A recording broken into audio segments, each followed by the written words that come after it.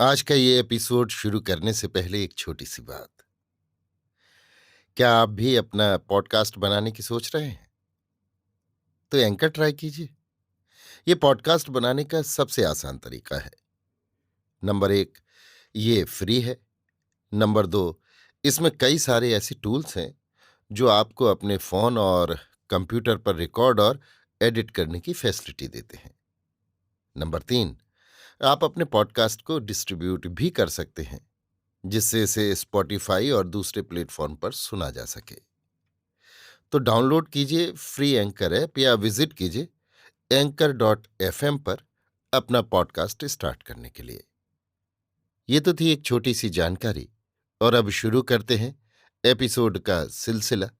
तो आज के एपिसोड में लीजिए सुनिए सूर्यकांत त्रिपाठी निराला के लिखे उपन्यास अलका का भाग 23, मेरी यानी समीर गोस्वामी की आवाज में। प्रभाकर को देखने के बाद अलका के हृदय पुष्प की अक्षय सुरभि मन के मारू झकोरों से पुनः पुनः उसी ओर बहने लगी। अलका इस सुख कर प्रवाह में स्वयं बह जाएगी ऐसी कल्पना न कर सकी। वह अपने सूक्ष्म तत्व में सुरभि के सिवा और कुछ नहीं, ये वो जानती है। पिता के पास ऐसे सिद्धांतों की पुनः पुनः आवृत्ति सुन चुकी है। साथ ही वो कह चुके हैं, यथार्थ प्यार जीवों को देने पर वृत्तियों का खिंचाव नहीं रहता। तभी स्वतंत्र रूप से दूसरों को प्यार किया जा सकता है। स्वार्थ लेश मात्र में रहते ऐसा संभव नहीं। अलका के हृदय को विश्वास है, वो किसी प्रलोभन या स्वार्थ से प्रभाकर की ओर नहीं खिंच रही। वो उसे कुछ भी नहीं चाहती। वो एक सच्चा युवक है, वीर है, त्यागी है। इसीलिए उससे मिलकर बातचीत करने, उसकी बातचीत सुनने को जी चाहता है।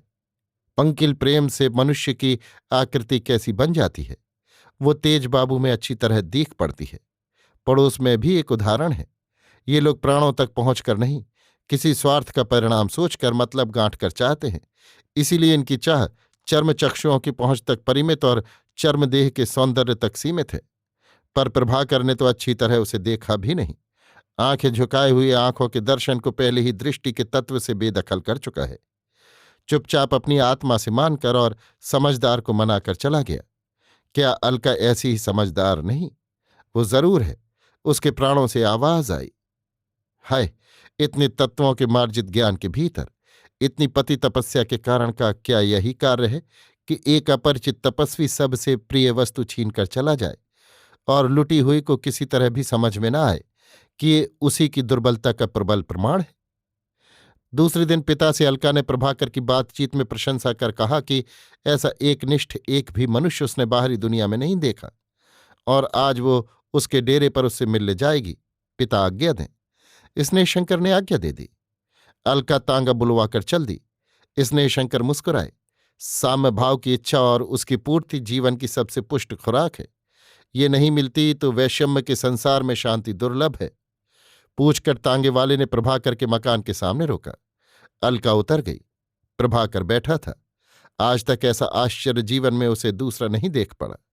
ससंभ्रम जबान से केवल निकला, आप? हाँ, आप मुझे देखकर आश्चर्य में हैं, पर शायद उन स्त्रियों के लिए जो राह पर भीख मांगती हैं आपको आश्चर्य न होगा। आपने सोचा होगा, आश्चर्य भी हमारी पराधीनता के मुख्य कारणों में से है। इज्जत के साथ प्रभाकर ने कुर्सी खींचकर बैठने को दिया। फिर विनयपूर्वक पूछा, आपका नाम? मुस्कुराकर अलका ने जवाब दिया, मुझे अलका कहते हैं। उस रोज वहां आपने बहुत अच्छा उत्तर दिया। कमिश्नर साहब आपके कोई होते हैं? ऐसे कोई नहीं होते, पर मेरे पिताजी के मित्र हैं और उनसे कहकर मुझे कन्या रूप ग्रहण किया है। पर अभी मैं अपने पिताजी की ही मातहत हूं, उनसे पढ़ती हूं। आपके मेरे पिताजी से एक बार मिल लेंगे? उन्हें देखने पर आपको हर्ष होगा। ये मैं आप ही सदाशयता से मालूम कर रहा हूं। आपके पिताजी का शुभ नाम? पंडित स्नेहशंकर। स्नेहशंकर, जिन्होंने अंग्रेजी में धर्म और विज्ञान नाम की पुस्तक लिखी है? जी हां, उनकी कई और भी किताबें हैं। मैं अवश्य उनके दर्शन करूंगा। मेरा सौभाग्य है जो उनकी कन्या मुझे दर्शन देकर यहां कृतार्थ करने पधारी। मैंने उनकी एक ही पुस्तक पढ़ी है और ऐसे मार्जित विचार की दूसरी पुस्तक नहीं देखी। अलका प्रसन्न है। कपोलों पर रह रहकर मुस्कुराहट आ जाती है। आप जैसी सहृदय विदुषियों को भारत की अशिक्षा से ठुकराई हुई, समाज की उपेक्षित स्त्रियां करुणाकंठ से प्रतिक्षण अशब्द आमंत्रण दे रही हैं। व्यथा से भरी भारी आवाज में प्रभाकर ने कहा, क्या आपको मेरी सेवा की ऐसे समय जरूरत होगी? कभी हो, आप मुझे आज्ञा देने में संकोच बिल्कुल न करें। मुझे आपकी आज्ञानुवर्तिता से सुख होगा। आंखें झुका प्राणों के पूर्ण दान वाले शांत संयत स्वर से अलका ने उत्तर दिया। प्रभाकर को जान पड़ा, ये प्रभा स्वर मात्र से उसे स्वर्गीय कर दे रही है। नारी चरित्र का जो चित्र आंखों के सामने आया, चिरकाल तक प्रोज्वल कर रखने वाली पवित्र शक्ति प्राणों के समीर कोश में भर गया। जैसे सभी तत्वों के एक बीज मंत्र ने अपनी विभूति का क्षणिक संसार समझा दिया हो और वो ऐश्वर्य से एकमात्र सत्य में बदलकर स्थायी हो गया हो। प्रभाकर बोला, मैं आपकी उक्ति मात्र से आपका दास अनुदास बन गया हूं। अलका हंस पड़ी, बोली, ज्यादा भक्ति अच्छी नहीं होती। पिताजी कहते हैं, यदि मनुष्य के रूप में होगे तो इष्टदेव में भी भक्त को दोष दिखलाई पड़ेंगे। इसलिए फिर एक रोज मेरे किसी दोष पर आपको मुझसे ऐसी ही घृणा हो जाएगी। आप देशभक्त हैं, इसलिए भावुकता की मात्रा आप में कुछ अधिक है। प्रभाकर ने भी रसिकता की। झुकी हुई नजर उठती ही है। आप ठीक कह रही हैं, पर उसका अर्थ भी बुरा नहीं लगाया गया। दोष को व्यापक विचार से देखने पर मृत्यु के जीवन की तरह वो गुण हो जाता है। आप तो पक्के दार्शनिक जान पड़ते हैं। चूंकि बिना दर्शन के पग पग पर चोट खाने का डर है, पर जहां पग रखने वाली गुंजाइश न हो वहां रास्ता बताने के लिए आप लोग हैं। अलका लज्जित हो गई। प्रभाकर भर गया।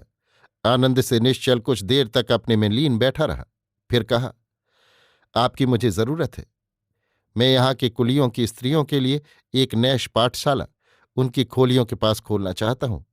आप केवल 2 घंटे शाम को 7 बजे से 9 बजे तक दीजिए। पर आप इतना कष्ट? हाँ, स्वीकार कर सकूंगी। मेरी दीदी तो ऐसा ही करती हैं और इस काम में उन्हें बड़ा आनंद मिलता है। मेरे पिताजी ने मेरी शिक्षा का श्री गणेश इसी विचार से किया था। उनसे कहकर मैं आज्ञा ले लूंगी। पर मुझे अगर सजा हो जाए तो आपका काम। आपको सजा न हो, मैं इसके लिए कमिश्नर साहब से कोशिश करूंगी। प्रभाकर लज्जित हो गया। जैसे उसका सिर उठा रखने वाली सारी शक्ति इस एक बात में सीता की तरह अपमान के भार से पाताल समा गई। बोला, मैं आपसे सबसे पहले यही विनय करता हूं कि आप मुझे बचाने के लिए एक बात भी कमिश्नर साहब से न कहें। देश के इस उद्देश्य में आपके भाग लेने पर कमिश्नर साहब समझाने की अपेक्षा ज्यादा समझेंगे और इस समझ से मेरे जेल जाने पर काम करते रहने की अपेक्षा अधिक फल होगा और उन लोगों को भी जो मुझसे कुछ सीखते हैं अब से एक गहरी सीख मिलेगी। शांत शिखा जैसी बैठी हुई प्रभाकर की प्रभाव छोड़ने वाली शब्दावली अलका सुनती रही। इस पर कुछ कहने वाली कायदे की बात थी ही नहीं। सुनकर श्रद्धा की आंखों एक बार देखा और पलकें झुका लीं। भाव के भार से ससंभ्रम अलका को उभाड़कर हल्के वातावरण में ले आने के विचार से प्रभाकर ने कहा, आप मुझे मिली, ये जेल जाने के फल से ज्यादा मिला। साधना में इससे सिद्धि मैं नहीं चाहता। मुझे उस पर विश्वास भी नहीं। हल्की हंसी से अलका के होंठ रंग गए। कहा, साधक से यदि अधिक साधन लेने की मेरी इच्छा हो तो साधक अपनी तरफ से अवश्य कुछ नहीं कह सकता। नहीं कह सकता। अवश्य साधना के खंडित हो जाने का भय न हो। सिद्धि पाए हुए साधक की साधना विघ्नों में भी निर्विघ्न रहती है। कहकर अलका उठकर खड़ी हो गई। क्या आप अब जाना चाहती हैं? प्रभाकर ने भी उठकर पूछा। हां, सभक्ति सहास नम्र अलका ने कहा। अच्छा, तो आज्ञा दीजिए कि गणों के साधक को गणेश की सिद्धि के दर्शन होंगे। प्रभाकर ने प्रार्थना की। मैं कल भी इसी समय यहां आऊंगी, अगर आपको कोई दिक्कत न हो। नहीं, मुझे कोई दिक्कत न होगी, बल्कि मैं कृतकल्प हूंगा। हाँ, समय तो नहीं है, पर क्या आपको आपके घर तक छोड़ आऊं? हाँ, मैं ले चलने के लिए ही आई थी। मेरे पिताजी को देखिए, दोनों तांगे पर बैठकर चले। अभी आप सुन रहे थे सूर्यकांत त्रिपाठी निराला के लिखे उपन्यास अलका का भाग 23 मेरी यानी समीर गोस्वामी की आवाज में।